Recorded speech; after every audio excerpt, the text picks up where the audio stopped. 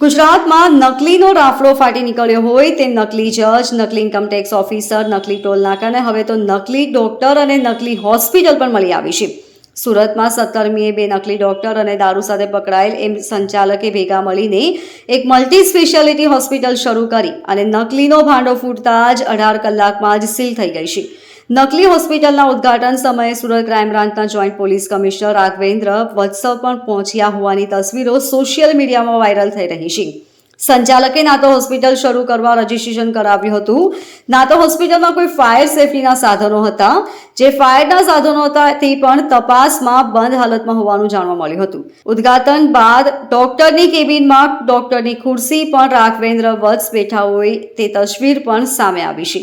Surat crime બ્રાન્ચના joint police commissioner Raghvendra વત્સની viral તસવીર અંગે તેમનો પક્ષ જાણવા માટે ટેલિફોનિક સંપર્ક કરવાનો પ્રયાસ કરાયો, પરંતુ તેમનો ફોન સતત નો રિસીવ આવ્યો હતો. 17 તારીખે જ્યારે નકલી હોસ્પિટલનું ઉદ્ઘાટન થયું ત્યારે ફોટોમાં જોઈ શકાય છે કે 3 આરોપી સાથે વડોદરાના જોઈન્ટ પોલીસ કમિશનર રાઘવેન્દ્ર વત્સ હોસ્પિટલની અંદર અને બહાર જોઈ શકાય છે.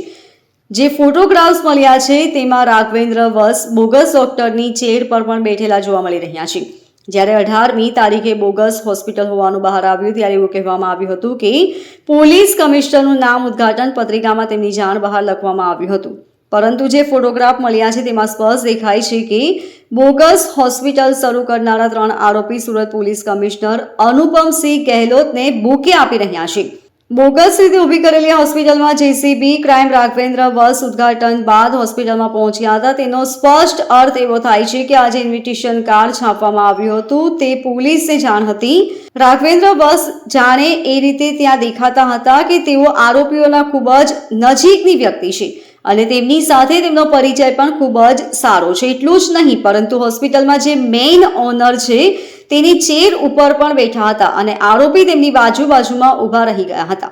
Bureau report, LK star news, Surat.